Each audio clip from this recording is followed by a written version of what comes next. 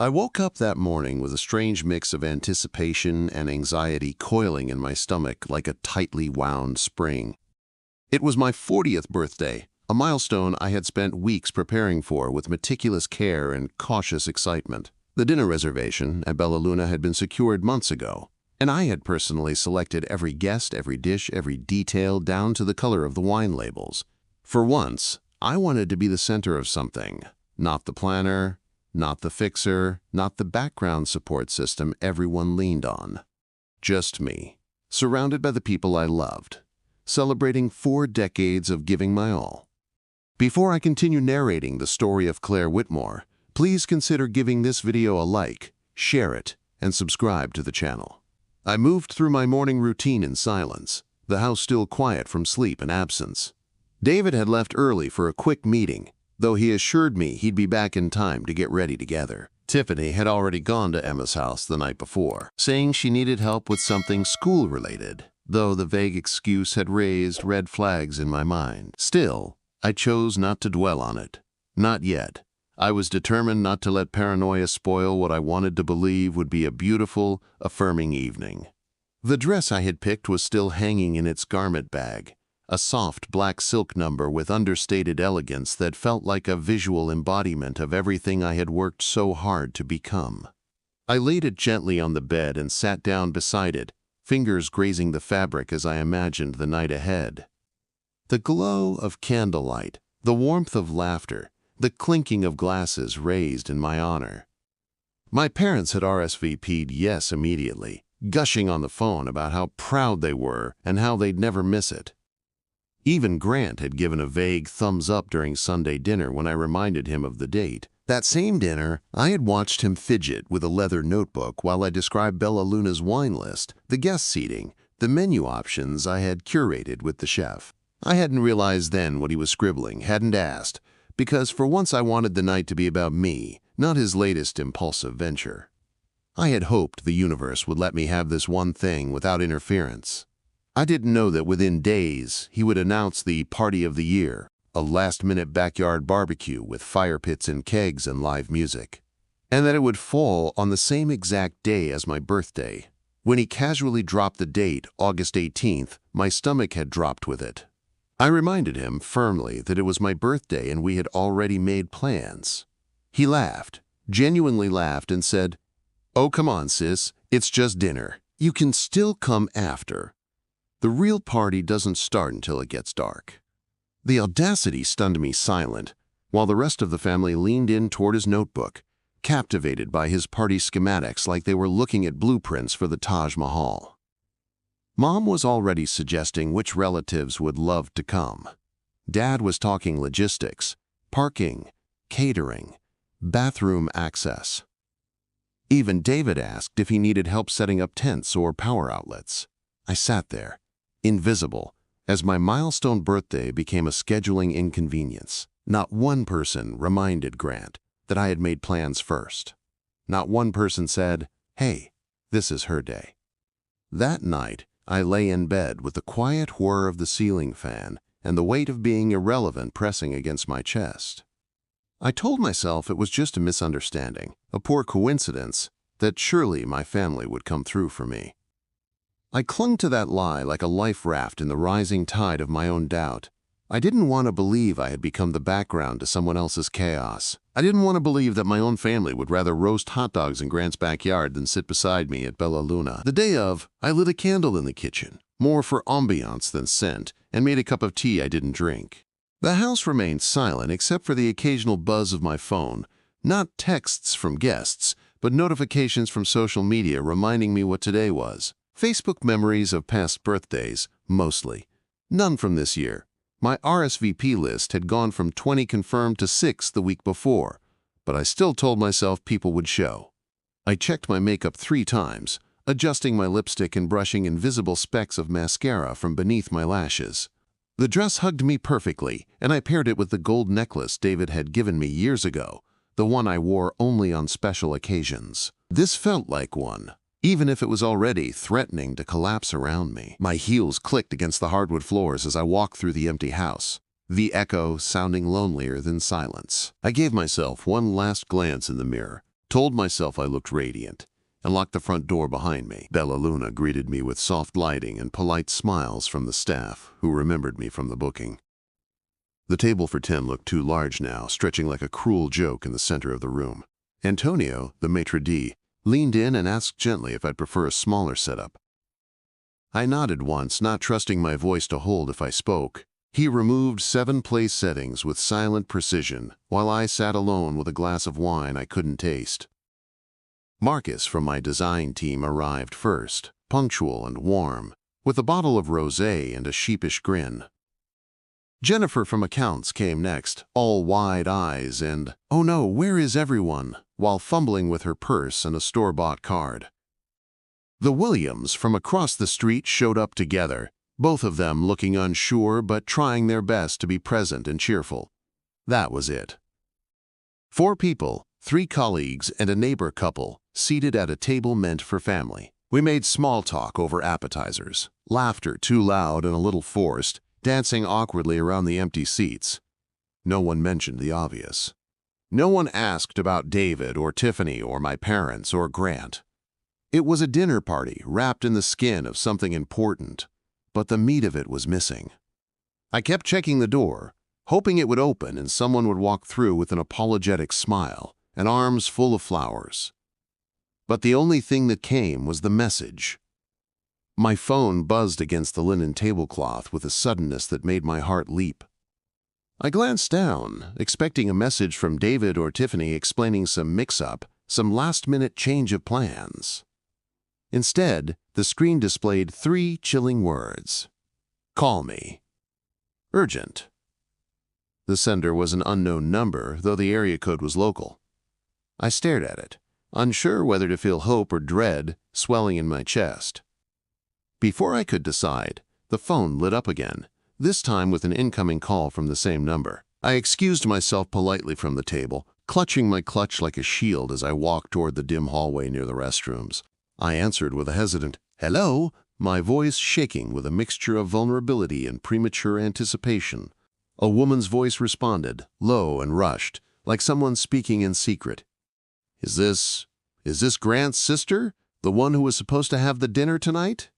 My blood ran cold as I stepped farther into the hallway, away from curious ears and soft jazz drifting through the restaurant. "Yes, who is this?" I asked, tightening my grip on the phone until my knuckles paled. "My name's Chelsea," she said quickly, voice trembling. "I'm the caterer Grant hired for tonight. I need to tell you something before it all blows up." Her words came out in gasps like she had been running, or maybe just trying to beat the guilt out of her own conscience. She explained how Grant had promised her team full payment up front, only to give her a post-dated check when they arrived to begin setup. His reasoning, according to her, was that, quote, funds were transferring, and, quote, family would pitch in anyway if needed. She didn't trust it, but went along with it because the scale of the event meant a big payout. Now her team was threatening to walk, and Grant was scrambling to cover costs he never had in the first place. He's trying to call in favors from everyone, saying his sister might be able to cover the rest, she said softly. It hit me then. The reason for the urgent message, the missed calls from an hour earlier, the whispers of my name attached not to celebration, but obligation. Even now, even tonight, I was being considered not as someone to honor, but as someone to extract value from. "He gave them my number?" I asked, my voice cracking mid-sentence. "He said you're the only one who knows how to fix things when he screws up," Chelsea whispered, embarrassed by the admission. I thanked her and ended the call, my pulse thudding like war drums behind my eyes. I returned to the table, my steps slower, deliberate, like someone walking into an emotional funeral wearing a birthday dress. The guests smiled at me, oblivious to the truth I now carried like a weight between my shoulder blades. I sat, sipped my wine, and said nothing about the call. They didn't need to know how my brother had set fire to my night and then tried to hand me the hose. I smiled, laughed at Marcus's joke, and let the tiramisu melt on my tongue like a sedative. Back at home, the silence met me like an old friend, predictable, comforting in its own twisted way. David's side of the bed was untouched, the comforter smooth like a hotel room after checkout. I didn't call him. I didn't call anyone. I just undressed, folded the black silk dress over the back of a chair, and stared at myself in the bathroom mirror for a very long time. The woman who looked back at me was tired but not broken. Her eyes were clear, sharper now, like glass that had been polished through disappointment. She didn't cry. She didn't scream. She simply made a mental note. Never again. The next morning, sunlight spilled across the floor in gold ribbons that felt wholly out of place in my now quiet home. My phone, face down on the nightstand, buzzed angrily like a wasp trapped in a jar. 18 missed calls from David. 5 from Grant. And a Facebook notification that would become the final crack in the dam I had tried so hard to reinforce. My mother had posted at 10:47 p.m., 3 hours after my dinner had started and ended. A photo of the backyard, glowing lights strung across trees, tiki torches flickering, smiling faces crowded around folding tables. Such a wonderful evening with Grant and the family. Wish our other daughter could have joined us to help coordinate things, but I'm sure she had her reasons. Family gatherings are the best. The caption felt like acid poured directly into my open wounds. Help coordinate, not celebrate, not we missed her. Just a subtle dig, buried in a compliment to everyone else, an invitation to be useful next time, instead of being remembered this time. My fingers trembled as I took a screenshot, the phone nearly slipping from my grasp. I felt like a ghost in my own life, someone only seen when needed, never when celebrated. I poured myself a cup of coffee, black and bitter, and stared out the kitchen window as sprinklers clicked on in a rhythmic pattern across the neighbor's lawn. The normalcy of it all felt obscene. Somewhere, Grant was probably sleeping off the party, and my parents were likely tidying up and talking about how lovely everything had been. Tiffany hadn't come home yet. David's toothbrush was still wet, but his keys were gone. The missed calls kept arriving, one after another, like someone hammering at a door I refused to open. I let them go to voicemail. I had heard enough. I had seen enough. Now it was their turn to sit in silence and wonder what they had done. By noon, the voicemails had piled into a stack of apologies, wrapped in excuses and thinly veiled self-interest. David's tone shifted from casual curiosity to mild concern, and finally, to controlled panic. His last message said, "Look, I know it was important to you, but Grant's thing got out of hand. I didn't mean to leave you hanging. Call me so we can talk, okay?" I didn't respond. I made myself another cup of coffee and opened my laptop to review Monday's client proposals, pretending it was any other Sunday. Tiffany still hadn't come home, though her phone location pinged at Emma's, just like she'd said it would. No lies there, just omissions that somehow hurt worse.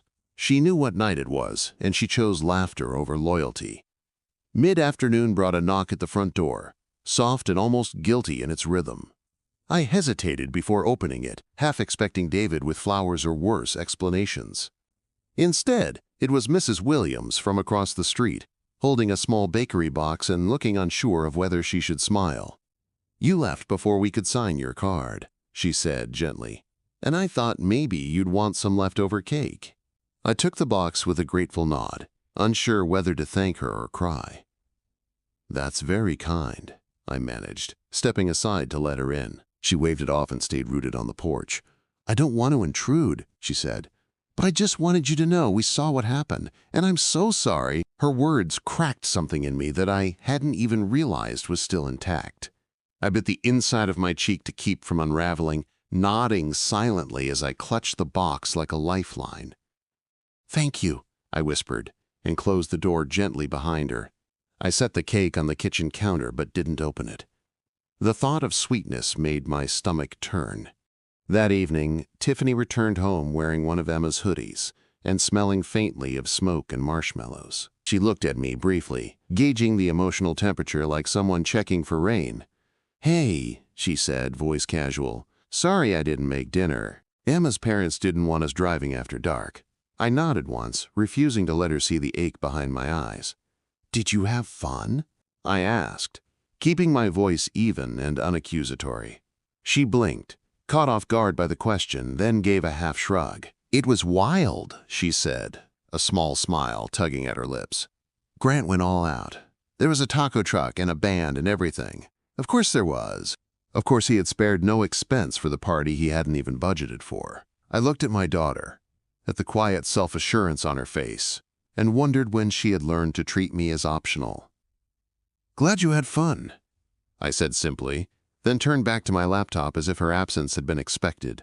She went upstairs without another word. The next few days passed in a strange blur of silence and suppressed resentment. David moved carefully around the house, offering me tea, shoulder rubs, and meaningless chatter I refused to engage with. I could feel him waiting for the right moment to bring it up. The dinner, the barbecue, the way he abandoned me without a single message until things spiraled. But I wasn't going to give him an easy exit. He would sit with his guilt until it bloomed into understanding or regret. On Wednesday morning, a bouquet of white lilies appeared on the kitchen counter, wrapped in silver paper with no card. I assumed they were from him. David never knew my favorite flower, just that lilies seemed appropriate for most situations. I left them in the sink, untrimmed, unwatered, wilting beneath the weight of their own symbolism. He didn't ask if I liked them. I didn't offer anything more than a passing glance. Thursday brought a group text from Grant to the entire family, thanking everyone for making the night unforgettable. Attached were dozens of photos, smiling faces, glowing lights, buffet tables sagging with food. I wasn't in a single one, and not a single caption acknowledged my birthday.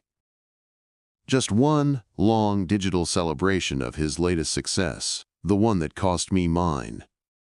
My mother chimed in with heart emojis and a comment that read, "Best family night in years," followed by a thank you to Grant for bringing everyone together again. I felt the sting as though she had slapped me across the face. So that was the narrative now. Not a hijacked milestone, not a fractured relationship, just a perfect evening wrapped in filtered photos and fake gratitude. I didn't respond to the thread, and no one noticed. Or if they did, no one said anything. I watched the conversation thread roll forward without me like a train I was never meant to board. They weren't worried about where I'd gone. They were relieved I hadn't shown up to disrupt the illusion. Friday morning, I printed the screenshots. All of them. The group texts, the voicemails, the Facebook post, the catering invoice Chelsea had forwarded me when I asked. I filed them into a sleek black binder, one that looked eerily similar to the one Grant had used to pitch his party. But mine wasn't filled with lies and promises. Mine was filled with truth. I didn't know exactly what I planned to do with it. Not yet. But something in me had shifted. I had spent so many years being the fixer, the one who soothed tension, filled gaps, made things easier for everyone else. And where had it gotten me? Alone on my birthday while my family toasted to the man who took it from me.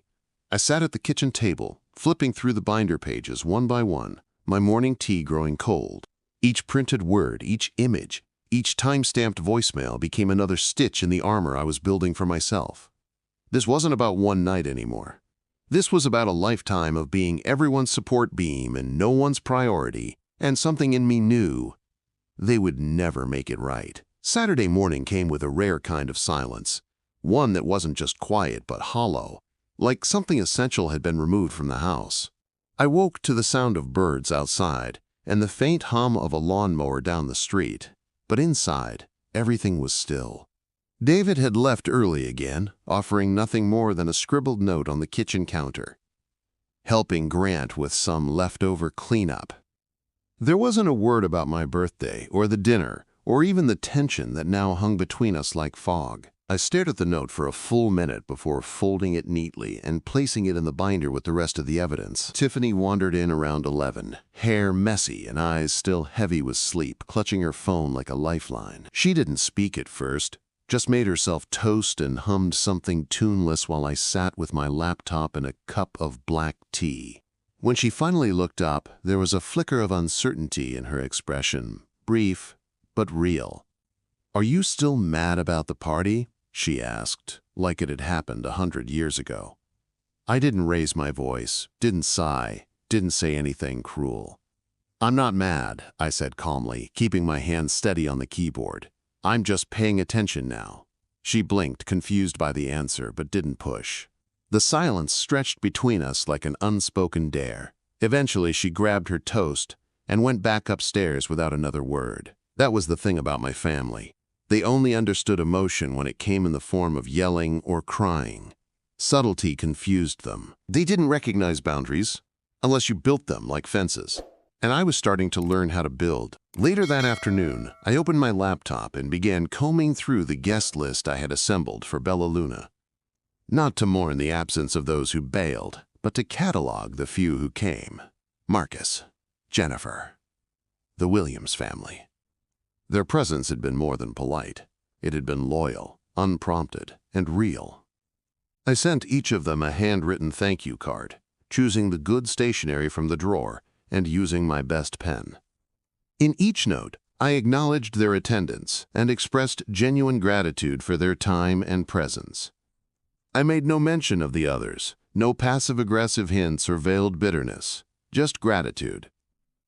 Because I wanted to remember who showed up without being asked twice. By the time Monday rolled around, I had made my decision.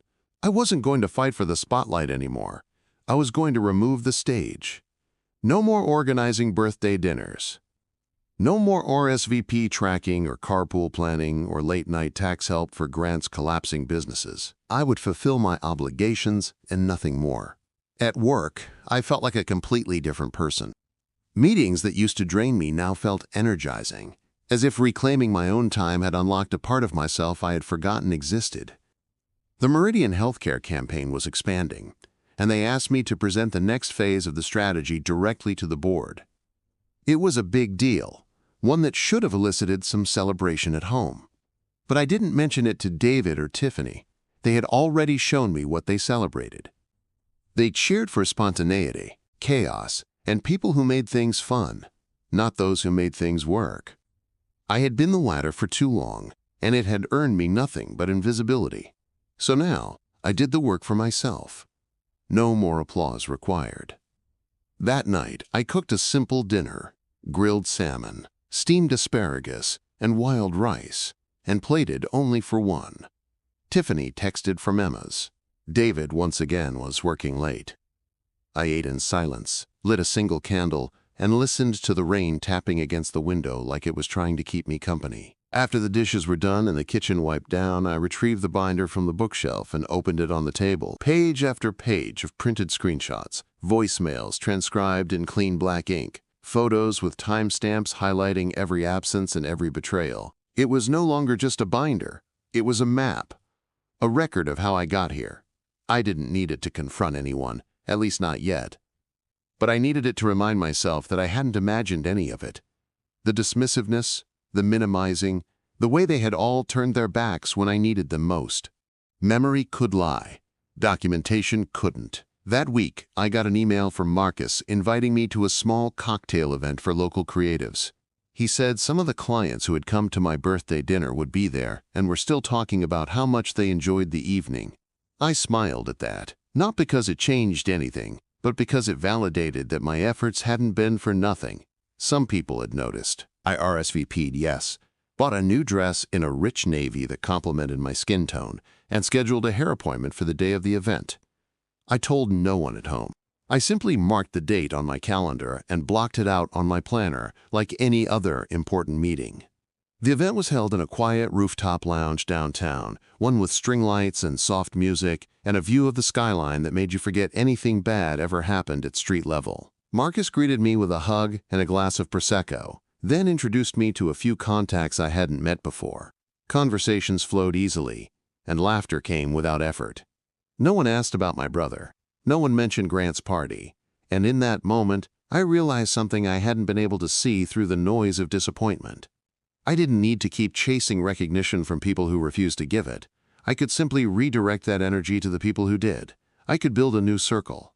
As the night wore on, I felt something light shift in my chest, like an anchor being pulled free from the ocean floor. The weight of expectation began to lift, replaced by possibility. The life I thought I needed had depended on their validation. The life I could build now didn't. And that difference changed everything. The next morning, I sat at my kitchen table sipping strong coffee, still wearing the silver bracelet Marcus had complimented the night before. My phone buzzed with a group message from my mother, subject line, family barbecue planning next month. The thread included everyone, Grant, David, Tiffany, even cousins I hadn't spoken to in years. I stared at the cheerful emojis and plans for potluck assignments as if they were written in another language. My name was there, of course, but I could already tell the assumption. I'd organize, coordinate, clean up, and quietly fade into the background again. I didn't respond immediately. Instead, I closed the thread and reopened my client calendar, noting that the week of the proposed barbecue was already packed with campaign deadlines and 2 business travel dates. That gave me both an out and a reason I didn't need to justify. The old version of me would have replied with polite conflict, tried to shuffle things around, tried to keep the peace. The woman who had just rebuilt herself from birthday ashes didn't. When I did reply, hours later, it was one line. I'll be unavailable that weekend due to work travel, but I hope it goes well. Nothing more. No guilt-laced explanation, no attempt to soften the impact. Just a fact, clear and final. Grant responded with a thumbs-up emoji. Mom sent a short, "Oh, that's too bad," followed by 3 exclamation points that felt like punctuation trying to pretend they weren't knives. Tiffany didn't respond at all, though I saw her post a TikTok later that afternoon about family time being chaotic in the best way. David, unsurprisingly, said nothing. He had long since learned to stay silent when my boundaries started showing. By Friday, the group chat had shifted entirely to logistics about food, seating, and music playlists, none of which I was asked to contribute to. It felt like absence being actively practiced, like they were rehearsing what it meant to do these things without me. And instead of being hurt, I felt oddly relieved. For the first time in years, I wasn't obligated to show up and pretend. I wasn't the glue. I wasn't the planner. I wasn't the backdrop. I was just absent. That weekend, while they discussed grill types and propane tanks, I met with Blackstone Tech's creative director at a downtown cafe to finalize branding visuals for their latest product. We reviewed mock-ups, settled on a color scheme, and discussed launching a cross-platform teaser that would outshine anything their competitors had done in the past year. The meeting ended with a handshake and a compliment. You don't just deliver, you elevate. Those words meant more to me than any card or candle or lukewarm apology I had received from my family in the last month. They saw me clearly, and that visibility made me feel real again. Later that night, I opened my binder and added a new page, just a note printed in bold font. Started saying no. No one died. That simple sentence felt like armor, like the beginning of something harder to erase than a birthday dinner ever could have been. I flipped through the earlier pages, photos, texts, emails, screenshots, and for the first time, I didn't feel sorrow when I looked at them. I felt clarity. These weren't reminders of pain anymore. They were proof. Proof that I had been sidelined, overwritten, used, and now, proof that I had chosen differently. No one could say I hadn't tried. Midweek brought another shift. Jennifer from account management reached out to ask if I would consider speaking at a local women's leadership panel. The way you handled your campaign under pressure, it stuck with people, she said. We want that kind of voice at the table. I accepted without hesitation. The event was set for September, just 1 month after the birthday that should have celebrated everything I had become.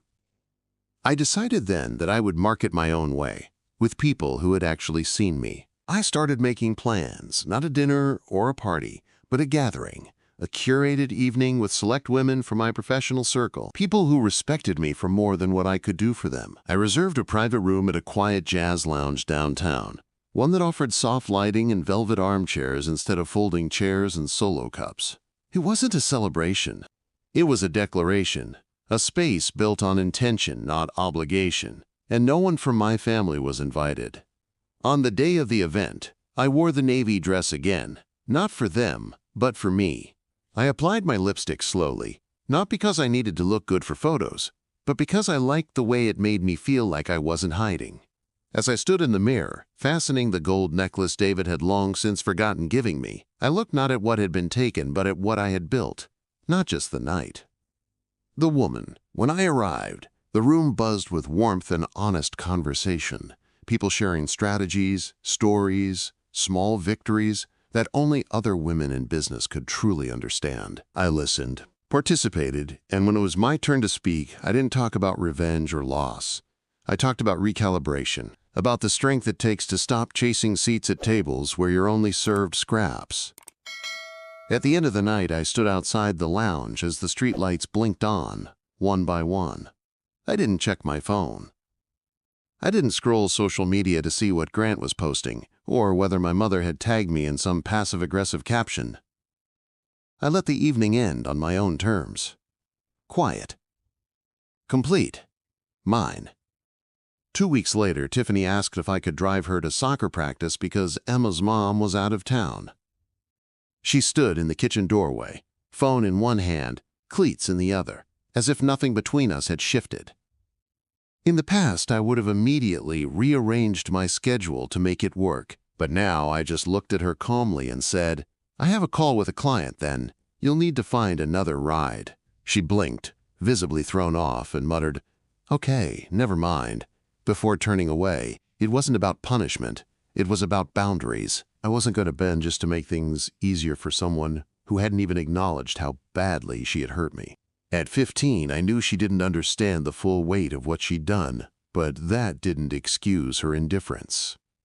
Letting her face minor inconvenience was the only way she might learn what it meant to not be someone's priority. I'd stopped patting the world around her so she wouldn't feel the consequences of her choices. That afternoon, David sent me a text asking if I wanted to finally talk about everything. The message arrived like a stone dropped into still water, unexpected, weighty, but not entirely unwelcome. I read it twice, then a third time, before placing my phone face down on the desk. He had avoided the conversation for weeks, hoping time would make the damage evaporate. Now maybe because he sensed the distance wasn't temporary, he was finally trying to bridge it. I replied with one sentence, "We can talk after dinner if you're home before 9. That alone was more grace than he had earned. I didn't rush to make a meal, didn't light candles or soften the air with music. I made soup for myself and left a second portion in the pot if he wanted it. He came in at 8:42 p.m., his shoes quiet on the hardwood floor as he approached the kitchen. We sat at the table, bowls between us, the steam rising like a barrier neither of us wanted to cross. He stirred his spoon slowly, then looked up with a mix of guilt and practiced charm. "I screwed up," he said plainly, "and I know I made you feel abandoned." I said nothing, waiting to hear if he would offer anything I didn't already know. He sighed and leaned back in his chair. Grant asked for help, and I just went. I didn't think it through. I figured we'd swing by your dinner after setup, and by the time I realized how late it was, it felt easier not to show than to show up and make it worse. It was a stunningly honest confession, but it didn't erase what had happened. "You didn't just miss dinner, David," I said, meeting his eyes. "You missed the moment when I needed you most." He nodded, shame flickering in his expression like a short-circuited light. "I know," he said again. "And I'm sorry. I just didn't expect it all to fall apart so fast." Grant's party was chaos. People fighting, the caterers threatening to walk, and then the sound system blew right before everyone arrived. I blinked, startled by the last detail. "The sound system," I repeated. He nodded. "Yeah. Grant tried to fix it himself and ended up cutting power to half the backyard. We were scrambling with extension cords and people started leaving early." I said nothing, remembering Chelsea's warning call and the silent satisfaction I had felt while ignoring their desperate messages. David continued, "It made me realize all this effort to make Grant look good comes at a cost." His voice was quiet now, not pleading, but reflective. "And you've been paying that cost for years." That part, at least, was true. "I think I just got used to the idea that you'd always fix things," he added. "And it never occurred to me that you might not want to anymore." I looked at him long and hard, then said, "That's the problem. You didn't notice how tired I was of cleaning up after everyone until I stopped." He nodded, swallowing whatever words had been building behind his lips. We finished the soup in silence, the room pulsing with everything we couldn't undo. That night, he slept on the couch without being asked. It wasn't punishment. It was space. He seemed to understand that we weren't going to rebuild anything in a single conversation. Maybe not ever. And for once, He didn't try to make the silence feel like failure. On Saturday, Mom called and asked if I could help her with the annual family photo album. It was the sort of task she normally delegated to me. Layouts, captions, photo selection. "I just don't have time this year," she said, like it was a chore she was doing me a favor by passing along. I paused, then replied, "You might want to ask Grant. He's great at bringing everyone together." Her silence on the other end of the line was nearly satisfying. "Well, he's not exactly the layout type," she murmured. "Then maybe it's time someone else learned," I said evenly. "I have deadlines coming up and I'm not available." She sighed, but didn't argue. It was the first time I could remember her not pushing back. The following week, Grant sent a group message announcing his new business venture, something involving artisanal coffee and co-working spaces. "This one's the real deal," he promised, attaching photos of a half-renovated storefront and a logo that looked like it had been made in PowerPoint. No one asked me for help with branding. No one asked for help at all. I had finally removed myself from the resource list. That Friday, I had lunch with a potential new client who had heard about the Meridian Healthcare campaign and wanted to work with a woman who turned a boardroom into a standing ovation. We sat outside beneath an awning, light rain tapping on the canopy, as she asked detailed questions about storytelling, visuals, and campaign timing. When the check came, she smiled and said, "It's clear you know your worth." I smiled back. And for the first time in months, I didn't feel like I had to prove it. After lunch, I returned home and found a package on my doorstep. A single small box wrapped in navy paper with no card. Inside was a delicate bracelet, engraved on the inside. "You showed up for yourself." I didn't recognize the handwriting. I didn't need to. The meaning was enough. The bracelet stayed on my wrist every day after that, a quiet reminder that I was no longer beholden to anyone else's expectations. I didn't post about it, didn't show it to Tiffany or mention it to David. I just wore it like armor, light but undeniable. It caught the light when I typed, when I poured tea, when I stood in front of clients explaining why authenticity beats flash every time. And though I didn't know who had sent it, I knew they understood something most of my own family never had. Showing up for yourself wasn't selfish, it was sacred. A few days later, I received an email from Bella Luna's owner, Antonio, thanking me again for the grace I had shown on the night of my birthday. He wrote that it had stayed with him, the way I handled disappointment without theatrics, the way I still made space for joy among strangers. "If you ever need a room again," he wrote, "it's yours, on the house." I read his words 3 times, eyes blurring at the edges, not from sadness but from something much rarer, being seen. That same day, a new email thread began from Mom, this time about Thanksgiving planning. She suggested that we rotate hosting duties this year, rather than automatically assuming she or I would handle it. The message was thinly veiled, an invitation coated in compromise, her way of acknowledging that she'd finally noticed I was no longer volunteering for family labor. Grant replied almost immediately, "We should do it at my place. I've got that new smoker and can turn the patio into a cozy space."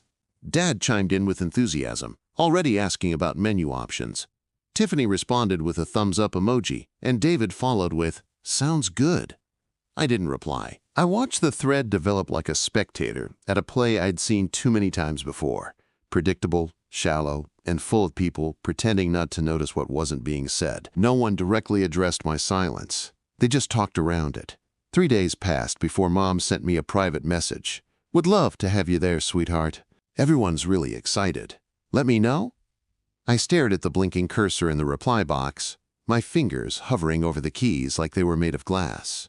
Then I closed the window without writing a word. That Friday, Jennifer invited me to speak at another event. This time, a panel on redefining personal boundaries in professional spaces. I laughed when I read the invitation, not because it was ironic, but because it was perfect. I had spent so long defining myself by what I did for others that I'd never paused to define what I'd do for me. Now, every no was a full sentence. Every RSVP decline was a brick in the foundation I was building under my own feet. The panel was held in a downtown co-working loft filled with light and curious eyes. I sat between a corporate lawyer and a nonprofit founder, both women whose stories mirrored mine in subtle, meaningful ways. When it was my turn to speak, I told them about the night no one showed up and how that moment had become the clearest mirror I'd ever looked into. "People show you who they are," I said, "and it's not your job to repaint the picture." Applause filled the room. Not thunderous, but intentional. Every clap deliberate and full of understanding. Afterwards, a young woman in her 20s approached me and said, "I think I'm where you were before everything broke, and I'm scared to let it break." I put my hand on her shoulder and said, "Let it, then build something they can't touch." Her eyes filled, and she nodded, like she had just been given permission she didn't know she was waiting for. Back home, I made tea and sat in the living room with my planner, crossing off the names of clients I no longer wished to work with, not out of malice, just out of peace. I wanted space for the work that mattered, for the people who respected it, for the life that wasn't an apology in motion. The binder still sat on the bookshelf, untouched but ever present. Some evenings I'd take it down, not to reread the pages, but to remind myself that everything I was now had been earned the hard way. Every screenshot was a receipt. Every voicemail was a page torn from a script I would no longer perform. I didn't need to confront them with it. Not anymore. Their silence had become confession enough. In early October, a card arrived from my Aunt Patricia, one of the few relatives who hadn't said much after the birthday fallout.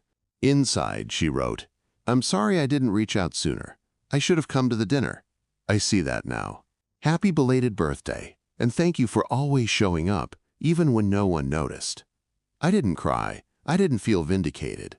I just felt grounded. Someone had finally said it out loud. That was enough. The following week, I declined the Thanksgiving invite officially, replying only to Mom's private message. "Thank you, but I have other plans this year. I hope it's a lovely evening." She didn't reply, not directly. But the group thread went silent for 2 days after that, as though my absence left a bruise they didn't know how to explain. David didn't bring it up either. He cooked dinner one night, asked if I needed anything from the store the next, but never once mentioned the holiday. Our conversations had grown fewer, our silences heavier, filled with mutual knowing that couldn't quite reach resolution. I had stopped trying to fix us, and he hadn't tried to stop me. As Thanksgiving approached, I booked a cabin for 3 days in the mountains. Just me, a stack of novels, and my laptop. I didn't tell anyone where I was going. I just went. No suitcase packed with obligations, no itinerary filled with compromise.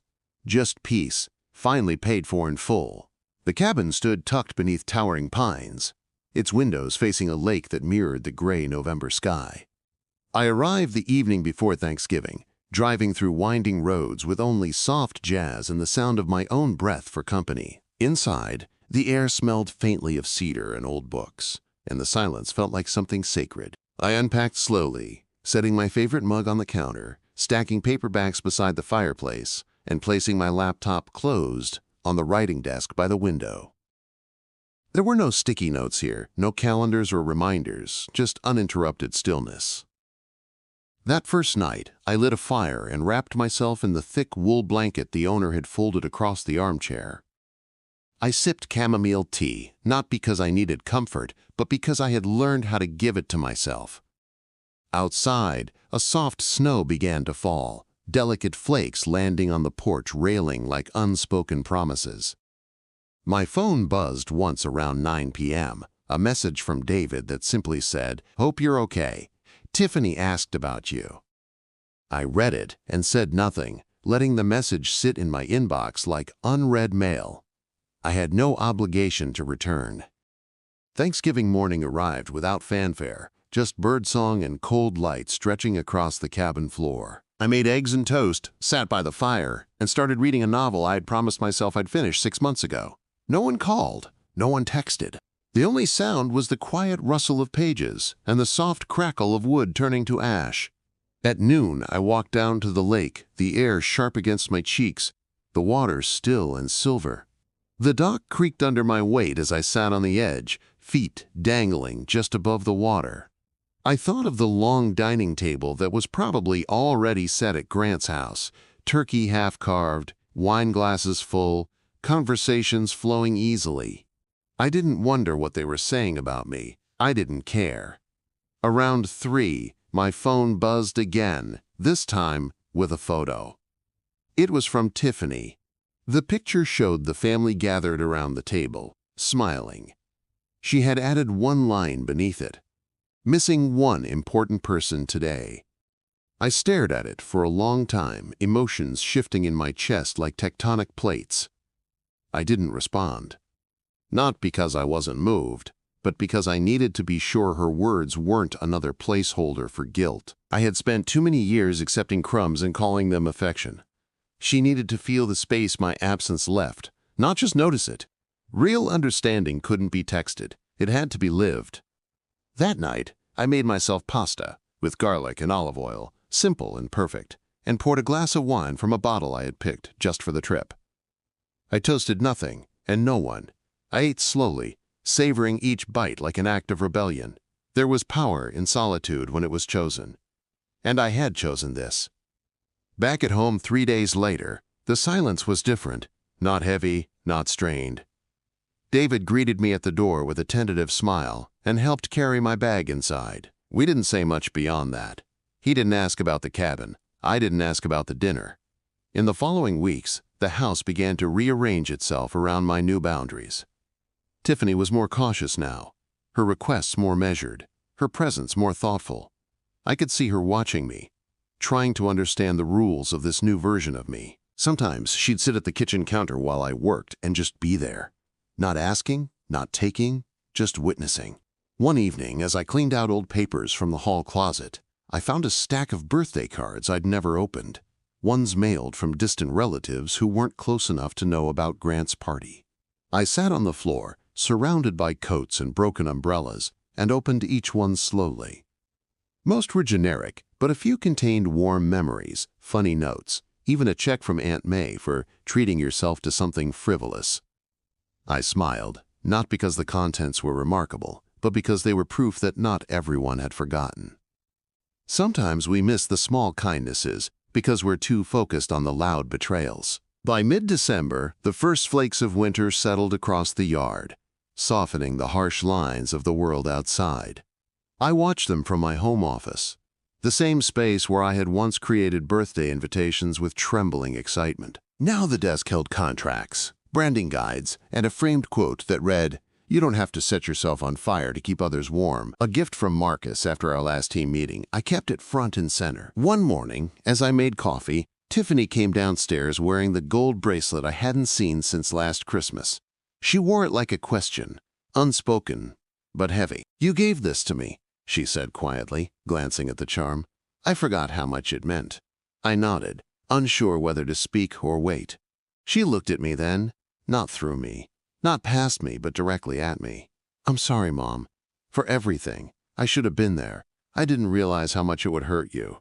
Her voice was steady, not rehearsed, and for once, it didn't feel like a performance. I took a breath before answering, letting the silence hold us for a moment. "Thank you," I said. "That means something."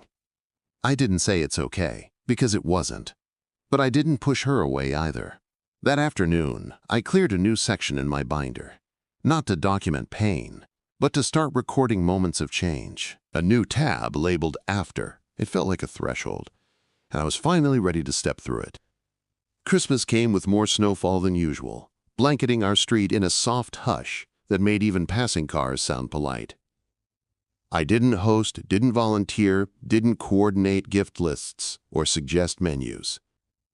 Instead, I responded to Mom's group message with a neutral, "Thanks for the invite, I'll let you know," and then booked a dinner for 3 at a small French bistro downtown. It was just me, Tiffany, and David, if they chose to come. No obligation, no pressure, no theater. To my surprise, they both showed up. Tiffany wore the gold bracelet again, and David had even combed his hair, wearing the same sweater he used to pull out for anniversary dinners before those stopped mattering. We didn't talk about Grant or family or the dozens of people packed into my parents' house that night. We just ate coq au vin and shared one crème brûlée, the flame on top flickering like some kind of cautious hope. No one said the words, "I'm sorry" again, but it hung there between us, thicker than the smell of rosemary in the air. When we got home, Tiffany gave me a small, wrapped package with uneven tape and a crooked bow. Inside was a leather journal, deep blue, with the words, "Her voice," her terms stamped into the front in gold foil. "For the next chapter," she said, shifting awkwardly and pretending not to watch my face. I touched the cover gently, the corners still crisp and cool. "Thank you," I said softly, and for the first time in months, she smiled like she believed I meant it. In January, I started writing in that journal. Just a few lines each morning, thoughts I didn't want to lose to the busyness of a day. Not about them, not about the past, but about what came next. I made lists of things I wanted to try. I wrote names of women I admired. I jotted down quotes from my own speeches that had resonated with others, reclaiming them for myself. Grant called me near the end of the month. I stared at his name on the screen for a full minute before answering. "Hey, sis," he said, voice full of manufactured lightness. "Got a sec? I've got a new idea, and I could really use your eye on the branding." I waited until he stopped talking, then replied, "I'm not available, Grant, but good luck with it," and hung up without another word. No rage, no explanation, just space. The silence after that call felt cleaner than any apology he might have attempted. I knew that if I let him talk long enough, he would start handing me pieces of something broken, and I was no longer in the business of gluing things together that someone else had shattered. February brought with it a shift in my work life. Meridian renewed our contract for another year and expanded the project to include 2 new divisions. Blackstone Tech introduced me to a global firm looking to build a brand from scratch. I hired 2 new staff members and began preparing for a year of scaling my consultancy to its next phase. The version of me who had once begged for a table full of family to show up was now fielding invitations to speak at industry panels in 4 different cities. One evening, while updating my calendar, David stepped into my office doorway. He held a mug of tea, my favorite blend, steeped just right. "You have a few minutes?" he asked. "There's something I'd like to say, something I should have said a long time ago." I nodded once, saving my document and turning to face him fully. "I've watched you these past few months," he began, placing the mug on the desk and sitting across from me. "And I see it now, what I missed before. I thought being dependable meant you didn't need anything. But I understand now that it just meant no one was paying attention." His voice wavered slightly, but he didn't stop. "You shouldn't have had to go through that birthday alone." My throat tightened, but I didn't speak, he continued. "I let everyone else's urgency drown out what should have been obvious. You've held this whole family together for years, and no one noticed until you stopped." I felt something in my chest shift, not forgiveness exactly, but the beginning of a kind of peace. "Thank you," I said at last and meant it, not as a return to old roles, but as a recognition of the change. In March, I donated the binder. I didn't throw it away. I donated it to a local women's center that ran workshops on boundary setting and self-advocacy. I removed anything too personal but left behind the structure, the lesson, the pattern. I hoped someone else would use it not to document heartbreak, but to find clarity in their own stories. It was no longer mine to carry. The day after I let it go, I took myself out for dinner at Bella Luna. Alone, but not lonely. Antonio recognized me immediately and led me to a cozy table by the window. "You look different," he said, handing me a menu with a small smile. "Lighter," I nodded, accepting the compliment with quiet gratitude. I ordered the tiramisu before the meal even arrived, because I could, because I wanted to, and when the waiter asked if I was celebrating something, I said yes. I didn't elaborate. It was enough. That night, I walked to my car beneath a soft rain, my heels clicking steadily on the pavement. The air was cool, fragrant with night blooms, and I paused under a street lamp just to feel it on my skin. I wasn't running from anything anymore. I wasn't waiting for anyone to catch up. I had arrived, finally, at my own beginning. April arrived with a kind of quiet assurance, the trees lining our neighborhood blooming just slowly enough to feel like they were thinking it over. I moved through my days with a kind of calm I hadn't known I was capable of before all this. Not peace born of numbness, but clarity that came from finally choosing myself. David and I were speaking more, but from a distance, like two people learning how to share air without stepping on each other's breathing. Tiffany had started texting me links to articles she thought I'd like, and every now and then, she'd sit beside me without asking for anything.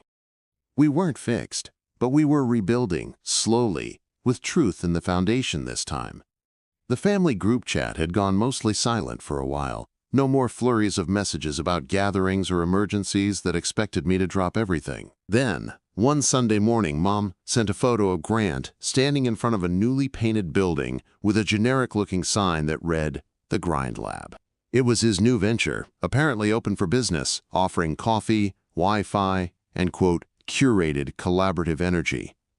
The caption beneath the photo read, "So proud of our boy for bringing something fresh to the community." I stared at the screen and felt nothing. Not anger, not jealousy, not grief, just the recognition that his story would always orbit differently from mine, and I no longer had to be its stabilizing force. No one asked if I wanted to come to the grand opening. No one apologized for how my last milestone was trampled in service of Grant's chaos. And honestly, I was fine with that. Their patterns no longer determined my value. Instead of dwelling, I turned my attention to an email waiting in my inbox. It was from a woman named Layla who had attended the boundary setting panel back in February. She was launching her own consulting firm and wanted mentorship, not just for the business side, but to stay grounded while doing it. "I've read everything you've written online, and I just keep thinking, I want to grow like that," her message said. I wrote back with a meeting time and added her name to my new journal right under the words, "People who see me as I am."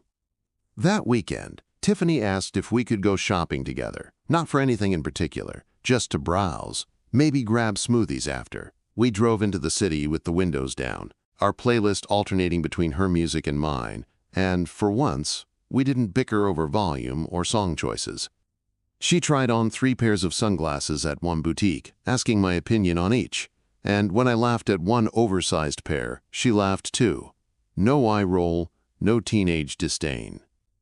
At the smoothie bar, she picked a table by the window and said, "I know I was really selfish on your birthday. I didn't get it then, but I do now." I took a sip of my drink, watching the light catch in her hair, and answered gently, "Understanding comes when we're ready for it."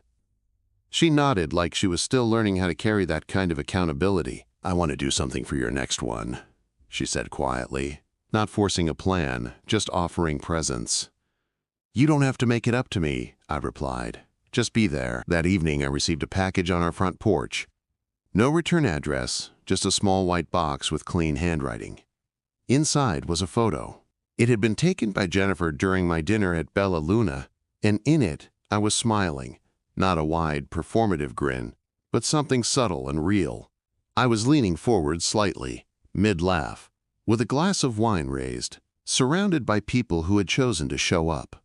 On the back, written in Jennifer's blocky script, "You were never alone. You were just never seen by the right people." I framed the photo and placed it on my office shelf, right beside the quote Marcus had given me.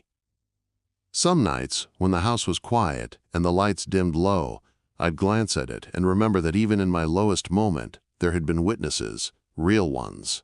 Not just spectators to my pain, but people who respected the woman who rose through it. I didn't need validation from the voices that had gone silent.